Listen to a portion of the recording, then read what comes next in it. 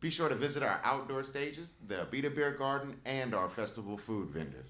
Pick up a schedule for a full listing of all events, and stop by the merchandise tent to purchase the official Satchmo Summerfest poster, shirts, and souvenirs. Enjoy the 18th annual Satchmo Summerfest, presented by Chevron. And happy birthday, Louis Armstrong. Can't say it enough. Happy birthday, Louis Armstrong, on his actual baptismal certificate birthday today. My name is David Cunion. I'm the MC for this stage. Welcome to the Satchmo Legacy stage. I'm also the music curator for the State Museum and for the New Orleans Jazz Museum, in which you are. I encourage you, when you get a moment, to go see the exhibits we have on the second floor. We just opened one on Professor Longhair. There's also one on women in New Orleans jazz, Peep Fountain. There's a beautiful exhibit of Herman Leonard photographs and a beautiful exhibit of Louis Armstrong's tape box collages that came to us courtesy of this master of disaster. So we thank him for that. It's been here for 9 months. It's been a beautiful thing seeing that. All right, I present to you now the return of the dynamic duo, Jerry Roche, Ricky Riccardi. They're going to be talking about making the Louis Armstrong Legacy series on Dot Time Records. If you have not heard any of these recordings yet, they're really great. So they will explain to you exactly why they are and how they came about. So give it up for them, please. Yeah, thank you. Thanks. Oh, we're good. Welcome, everybody. How many people have this CD? Anyone? All right, we got a couple of. Okay, Nice. Good. Pay the bills. Yes, I come representing the Louis Armstrong House Museum, the world's largest archives for a single jazz musician. If you don't know, I'll give you the quick story. Louis Armstrong lived in Corona, Queens the last 28 years of his life. He died in 1971. He left behind tapes, records, all this recorded material. And his wife, Lucille, died in 1983. Fast forward, everything ended up at Queens College, and the archives kept building and building and building and building and building. And we have everything. We have Louis Armstrong's trumpets. There's Jerry and myself. You got a haircut that time. Oh, yeah. Yeah, my hair is a lot longer than that. Holding Louis Armstrong's trumpets.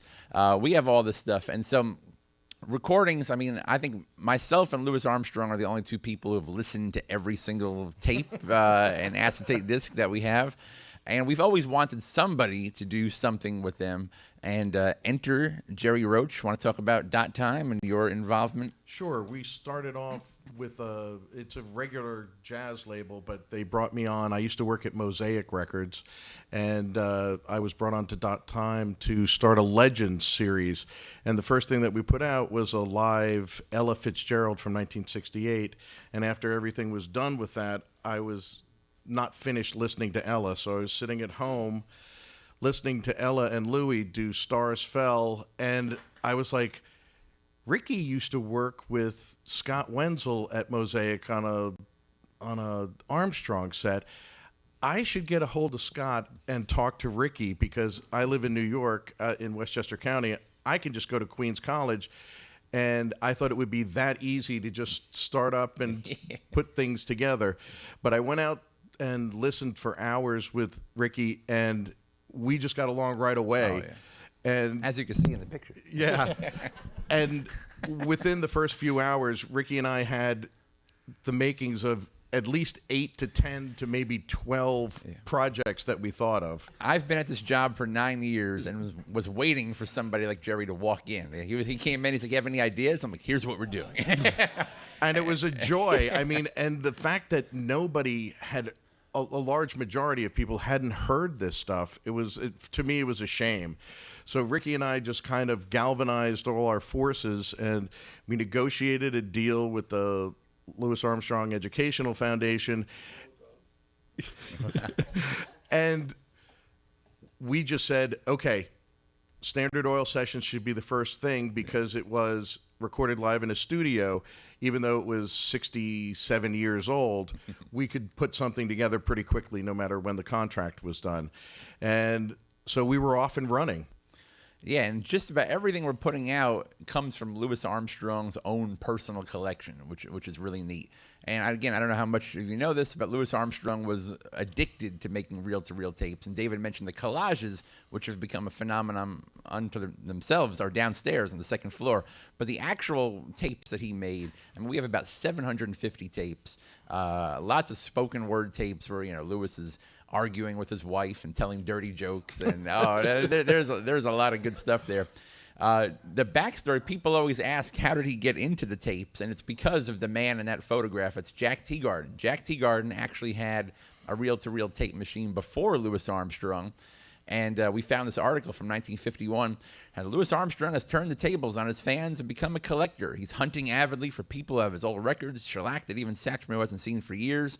Armstrong has acquired a tape recorder, and as fast as he encounters collectors, a rare Armstrong record secures permission to tape record the platters. He got the idea from Jack Teagarden, who started tape recording last fall in Washington. And sure enough, we have the very first tape that Louis Armstrong ever made, and it's great. The first voice you hear is Jack Teagarden telling him how to set the levels, and this is December 1950. And just to show you how comfortable, I mean, Armstrong had been in front of a microphone for 30 years. This is not on the dot time CD. This is Whet the Appetite. A little montage I made of the very first tape Louis Armstrong ever made. Always the right, see, just like this. Jack Teagarden. And when the lights are lighting up about that much, then you're pretty good, pretty close, see, just about like that. Then to play it back, all you got to do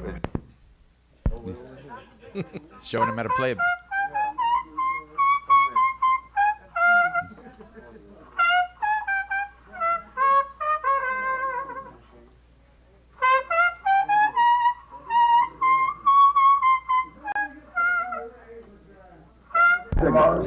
There's a stop. They obviously went, let's hear it.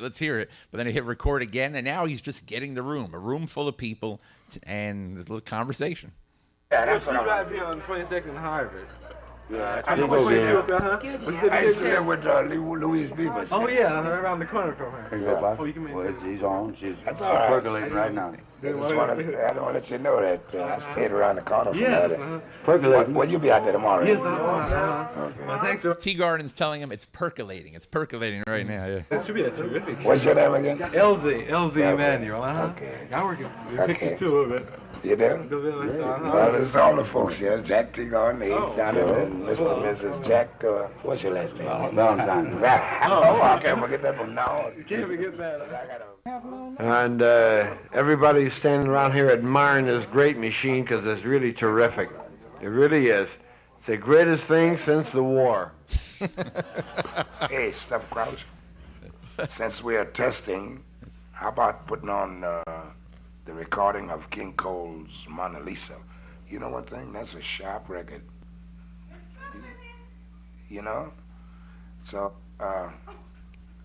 let's sit back and dig this, man. The living aspirin.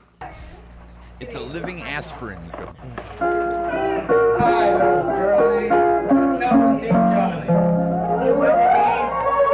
I mean, the first minutes Louis Armstrong ever records, you got Jack Teagarden, you got him practicing, you got the whole room full of people introducing themselves, having conversation. He's listening to Nat King Cole. I'm not going to play it for you, but then it devolves into about an hour of the dirtiest jokes you've ever heard in your life.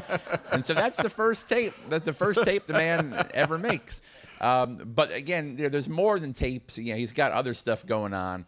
And in this period, 1950-51, Armstrong's All-Stars feature these two gentlemen. There's Teagarden again, and of course, the great pianist Earl Father Hines. And in January 1950, they were in San Francisco, and remember Standard Oil, they had a children's radio program called the Standard School Broadcast, and they would record these shows and send them out into the schools. It would be it would air once, I think, on NBC, and then they would send it out. And they were doing something called the Musical Map of America, where Clancy Hayes, a great guitarist and vocalist, he would be the host, and they would go to a different city and explore the music, and there would be scripted dialogue. It'd be very corny and very terrible. But It was good for the kids, and so in 1950, they did the Musical Map of America, Music of New Orleans. And they wanted to, I'm sure they wanted to get Armstrong's entire band, but they could not afford Armstrong's entire band. So they got Earl Hines, they got Jack Teagarden. They filled in with some musicians we have not been able to identify, but they're okay, except the clarinet player is terrible. But he needs some guidance. The clarinet player, who's been identified as Lyle Johnson, which no one's ever heard of before or since, he must have been a studio guy because he sounds like he is overwhelmed. I mean, imagine being the clarinet player. Hey, you're going to play with the greatest trumpet player, piano player, and trombone player in jazz history. Go. And the guy sounds like it the whole time. But they record a session, and at NBC, they get the shears out, and they start editing it together, and they put out the show. And the show aired, and if you go searching the internet, you can find the map of New Orleans, and there's some really corny stuff. I found this online. Again, this is not part of our CD, but just to give you the idea of where this is coming from, here's some scripted dialogue with Monsieur Bonjour. Oh, by the way, allow me to introduce myself. I'm called Monsieur Bonjour. And you, gentlemen? Why, I'm Jack of all tunes. I collect folk stories and folk music. And I'm Matt, a map maker. I'm trying to learn all I can about our country so that I will be able to paint it on a map, a music map. Well, you came to the right spot. My goodness, this is a beautiful city. Yes, and this is one of our loveliest streets. It is called Saint Charles Street. One of our greatest problems here in New Orleans has always been the drainage. Many of the streets were built with open canals running down the middle. Teaching children about drainage. It's very, very, very important topics. Meanwhile, they're in San Francisco. Exactly. Yeah, all this is recorded in San Francisco. Yeah, that's exactly. But Lewis, yeah, he makes it onto the final broadcast, but everything is chopped up. I mean, here's like the introduction of Lewis with Lazy River, where they're just happening into a club and hearing him. Well, this ought to be the place. This is Basin Street. There ought to be some jazz in this neighborhood. Oh, here's the little cafe we've been looking for. Let's go in and see if we can find your friends. My, it's crowded in here. See your friends, Jack? Yes, right over there. Come on, Matt. Let's go up near the platform and wait until they finish this number. What are they playing? That's Lazy River. Listen. Armstrong is going to sing. Oh, out the lazy river. So, yeah, that's how it was sent to the children. That's how it aired. It's fine. But here's the thing. They recorded a whole session, like 50 minutes, probably 55 minutes in the studio with an audience there, but professional NBC microphones. And the complete acetate discs were packed up and sent to Louis Armstrong. So this is Louis Armstrong's copy. They called it Jazz Session. And the little scotch tape there says recorded. That's Louis Armstrong's handwriting. That's a note to himself that he had recorded all this stuff from disc to tape. So when Jerry came that first time and said, we need to do something, I said, well, this is what we need to do. Right. And there we are holding the record. Should we play something? Oh, let's do the Basin Street. Right. From the acetates, when we made the transfers, everything sounded really good, and it was going to be pretty easy to work with our great engineer, Lou Jimenez. But they're on Basin Street, when Teagarden's singing, there's one word. He's like, police. And it's like this big pop, and we knew we were going to have trouble with it. Yeah. And so I have the unvarnished version. There's lots of crackles in the background too from the acetate disc, but this is straight from the disc. There's more Armstrong to get us. How crackly it is. You'll see the place where the folks all meet. I haven't. Yeah. So and we couldn't get that out. We spent a long time trying to get it out. So I called Ricky and I'm like, do we have another source for this one word? Just one word. And luckily I didn't tell the guy who owns the label that I was spending all this time on one word.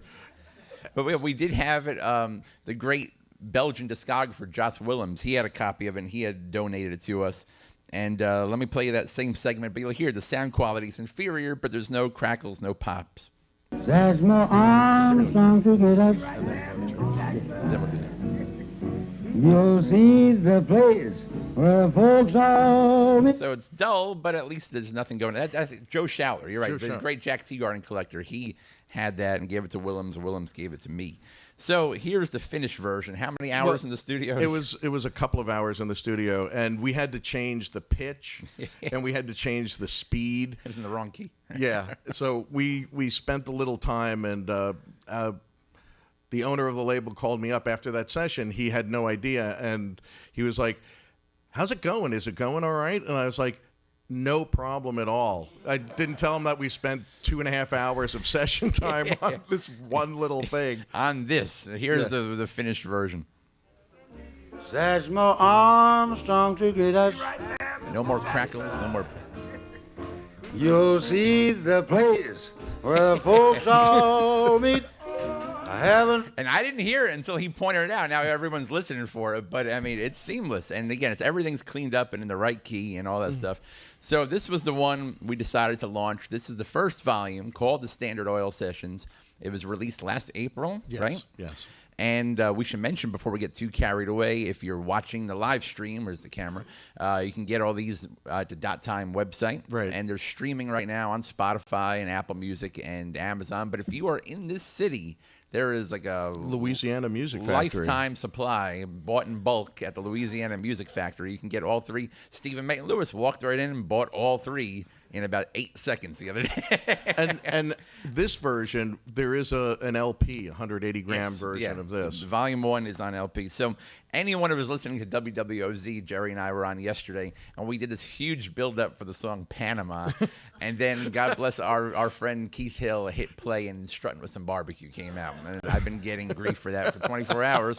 So we're going to do the right thing now and play Panama. Again, Louis Armstrong, Jack Teagarden, Earl Hines, Lyle Johnson on clarinet. I think he's okay on this one. Yes, he is. Unknown bass, unknown drums. I sent it to Hal Smith. I said, all these people who know this stuff and breathe this stuff, they could not identify who these San Francisco musicians were, but they're fine. But Louis is on fire, and like I said, it's NBC Studios, studio quality, but an audience there to give him a little heat. And anybody who thinks that Louis was not improvising anymore, nah, this whole CD this will blow you away. Change your mind. So here's Panama. You've just heard the greatest exponent of scat singing. There's the man that introduced and there's still really, some of this, which is really fun. does that scat, you know? Scat singing. That's right. Could you elucidate a little bit further, Jack? It's a scat. Scott, well, I'll settle for that and go back to my music map of America. But all right. What? By the way, what are you doing about that map of yours? He's so square. I'm working on it real hard, but not at the moment, Jack. None of this made it onto the final show. They're having fun. Everyone's relaxed. Look. This is on the album. That's like 20, 30 seconds. I'll say that. Not at the moment. Let's have some more of that music. What do you say, Jack? And how about something called Panama? That's if you like playing Panama, a favorite of mine. Lay it on. That's good. Earl Hines.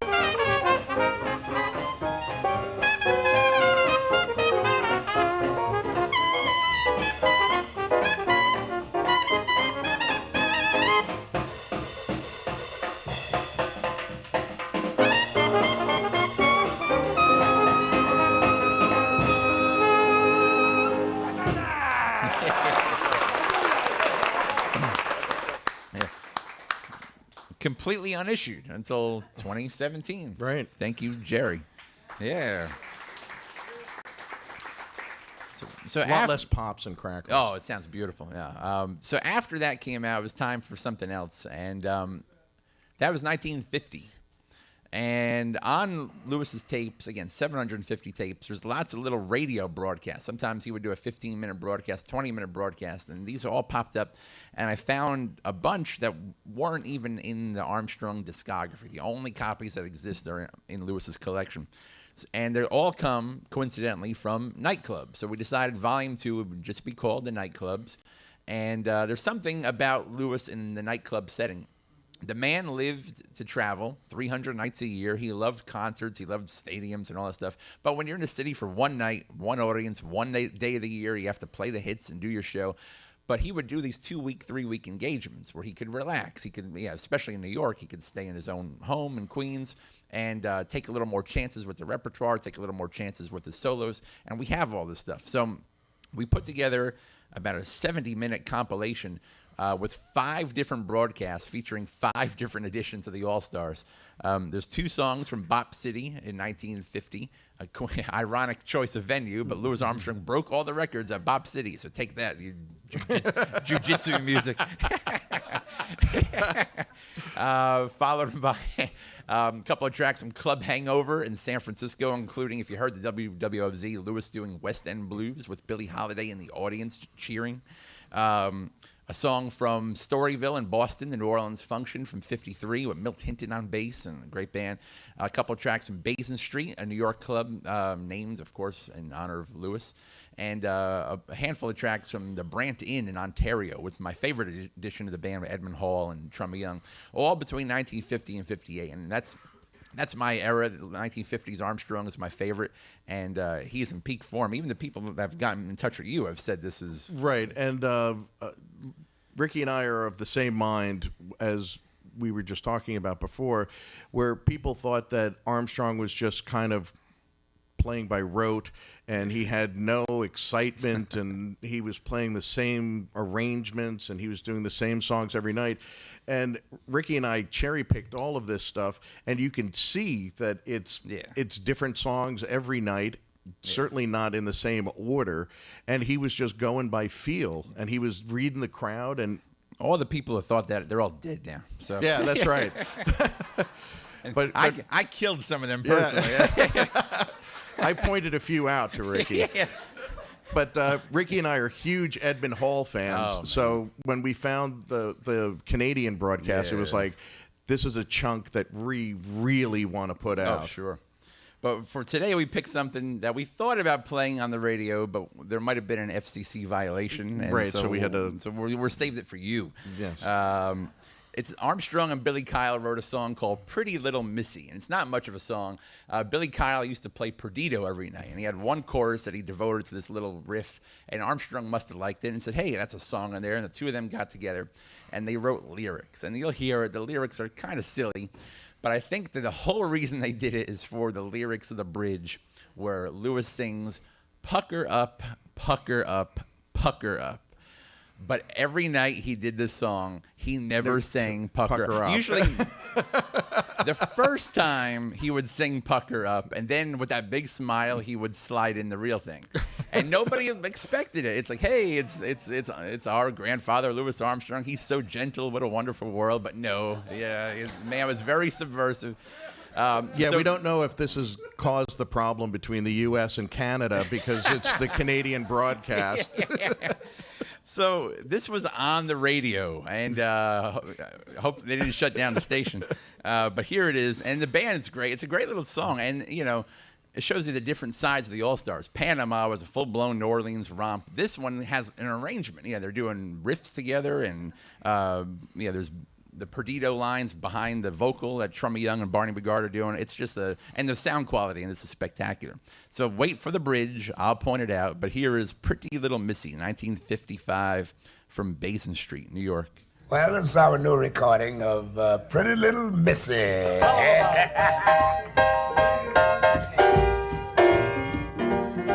Arvell Shaw, baby. That's Billy Kyle.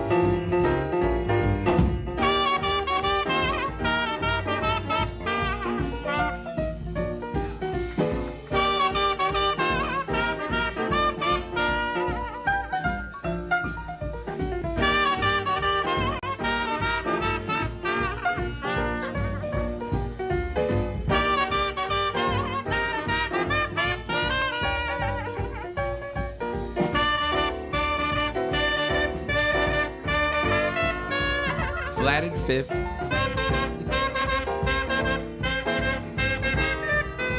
more.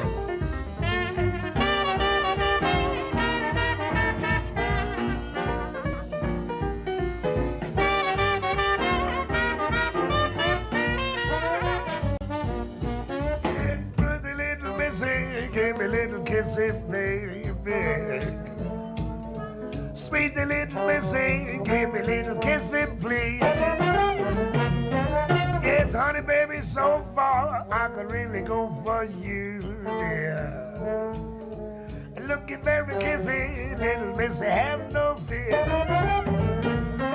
Speedy up, speedy up, speedy up, Here it speedy up, comes. baby, I can't wait. I fuck her up, fuck her up, fuck her up, fuck her up, baby, don't be late. So, pretty little missy, give me a little kissy, baby. Yes, give me a little kiss, I'll be your loving kissing boy. Drum me down.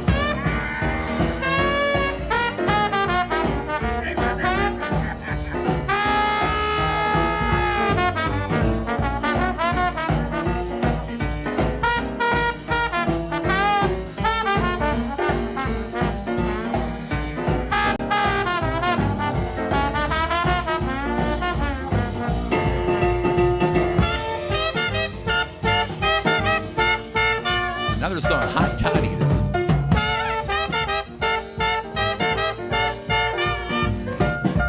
Barrett D.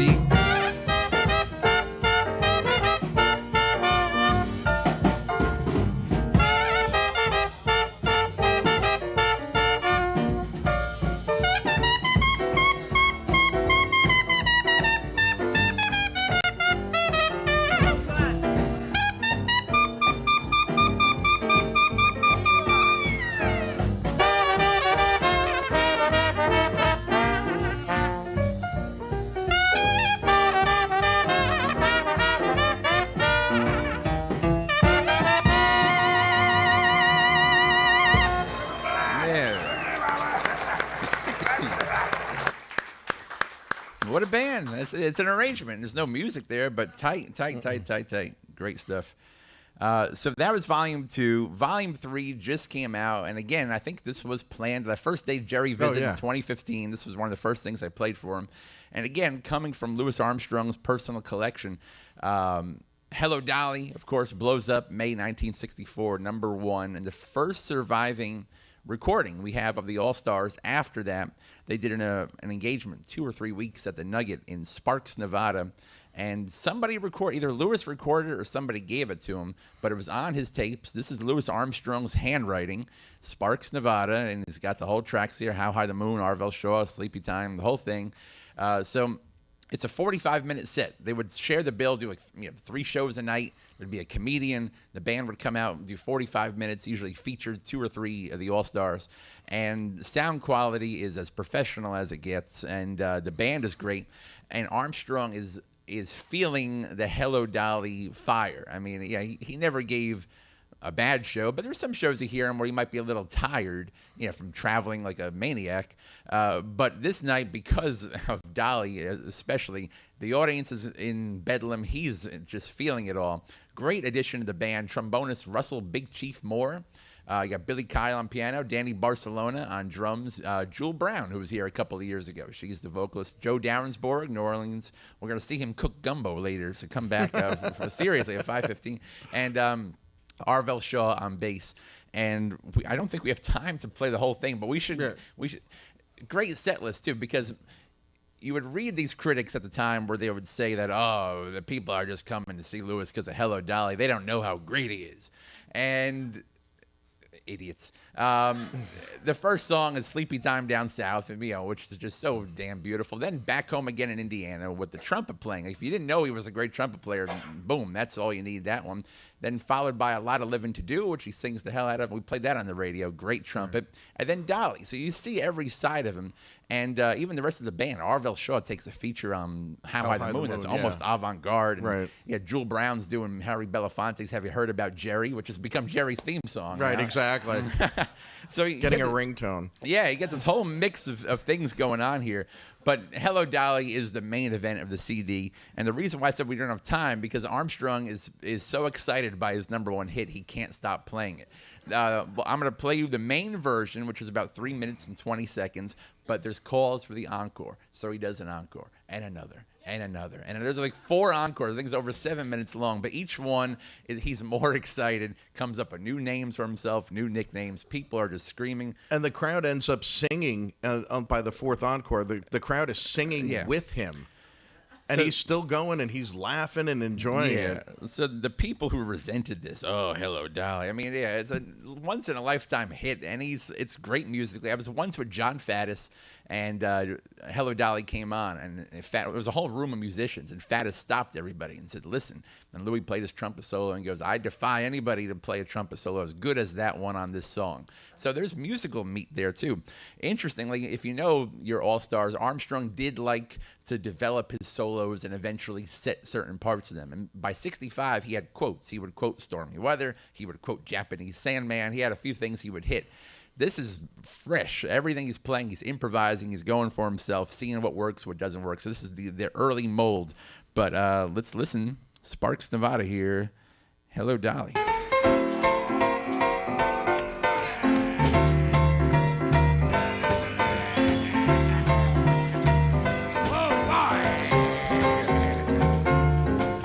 Hello, Dolly. This is Louis, Dolly. Mighty glad to have you back where you belong. You looking swell, Dolly. I can tell, Dolly. You keep glowing, you still growing, you still going strong. I feel the room swaying and the band's playing one of our old favorite tunes from way back when. So take her rap, fellas, let her empty lap, fellas. I'll never go away again.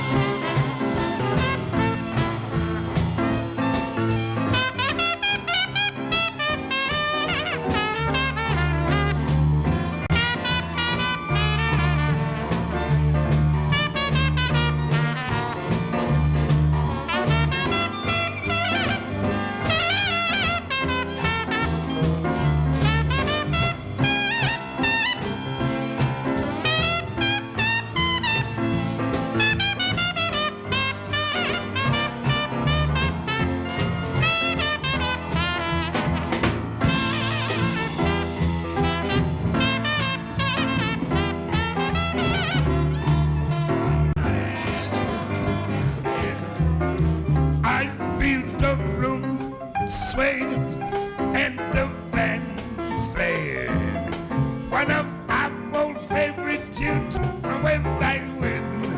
Yes, darling G, fellas, have a little faith in me, fellas. Darling, never go away. Promise never go away. Darling, never go away again. Yeah, la la. One. Ah, la la. Yeah, la la. Yeah, la la.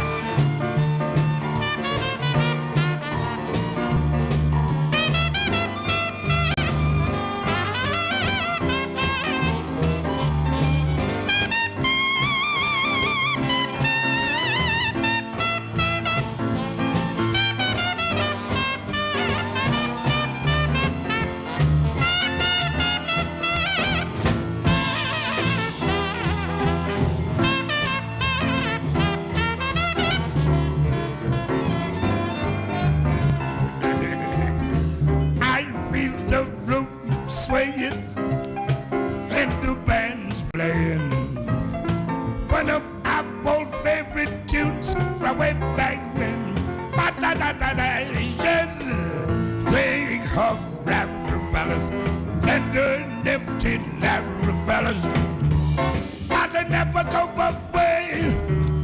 Promise never go away. Gotta never go away.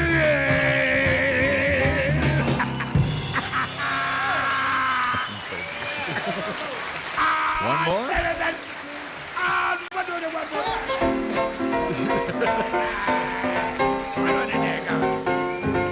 Hello, darling. This is such more, darling. Mighty glad. 3 more minutes. 3 Yeah. more minutes. But it's great. It's and you can tell infectious. how much he's digging it. Oh, It's- God. #1 hit. Are you kidding? 62 years old? It's amazing. So those are the 3 that are out. You can find them. You can buy them today, Louisiana Music Factory. But there's more. There's more coming. But wait, there's more. If you order now, Jerry and I will come to your house. And point things out Yeah. while you listen. Yeah. We'll make you like it. No, next up, volume 4, which should be out November-ish, probably. We're hoping, yeah. Is going to be 2 CDs of Louis Armstrong live in Europe. Again, all from our collections.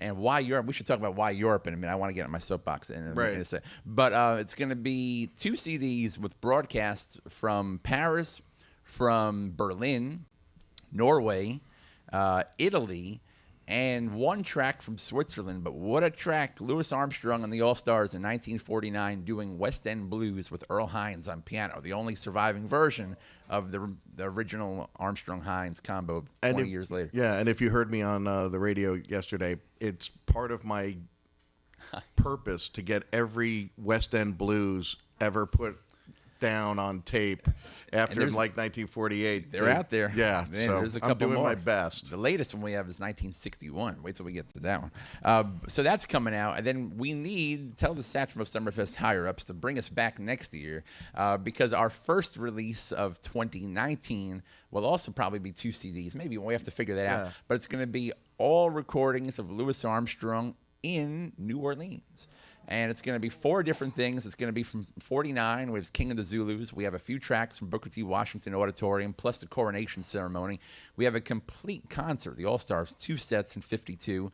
Armstrong did the Colgate Comedy Hour outside by the Absinthe House in 55. And again, they sent the acetate discs to Armstrong. So we have beautiful fidelity of the band playing. And then Joe Muraney, Louis' clarinet player, had a copy of the band at the Jazz Fest in 68, doing a whole set with Hello Dolly. And Louis' sister, Mama Lucy, is in the audience.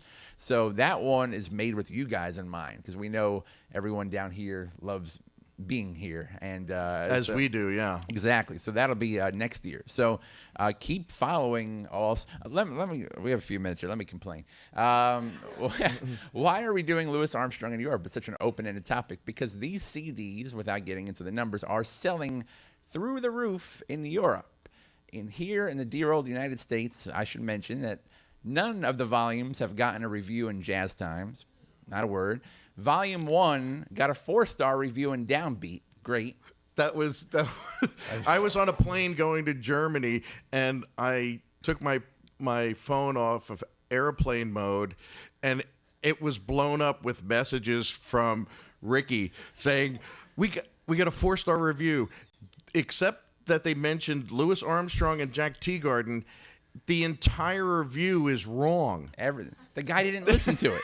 He put in the review songs that are not on the CD because he has a whole paragraph about the entire thing. It's the standard All-Stars repertoire they're playing, and he mentioned like bass and shit. That's not on the CD.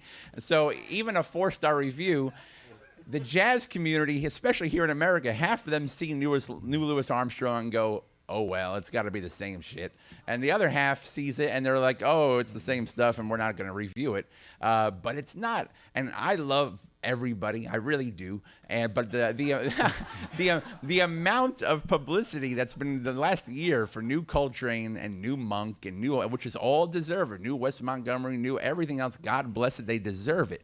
But we are putting out hours of unissued Louis Armstrong, and we can't get the jazz press in America to pay attention. It's a crime, but we're not going to stop, are we? No, we're not going to stop. And in Europe, it's easily, I mean, I was back in Germany at the Jazz Ahead conference, and people know about the series, and the CDs, the physical CDs, which I understand is a difficult sell, but it's 6 to 1. 6 in Europe to every 1 sold in America, which is frightening. And people would walk up to me and they're like, "Why don't Americans buy jazz? And why wouldn't they buy Louis Armstrong?" Why? Answer me right now. We know you guys do, but it's really it's amazing. They're just looking at me like, "How come you Americans don't do this?" I'm like, "I'm trying to do my share by putting it out. I can't." Right. So it's now up to you. If each of you buy 10 copies of all 3 volumes, then we'll have enough to make more for the rest of our lives. Yeah. I think we're out of time. What's that? Oh, Lewis's handwriting. Sure. I just want to say that for me, one of the highlights of my career, having worked for 20 some odd years in this business, is anybody here, and I know there's a lot of people who have, looking around the crowd, if you spend 5 minutes with Ricky, you know how infectious he is and how excited he is. And if you talk to him about anything having to do with Armstrong, you can't be less excited and want to do the best for Armstrong. And I just want to say that from me, I'm very happy to work with Ricky, and Louis Armstrong's legacy is in good hands with this man. Oh.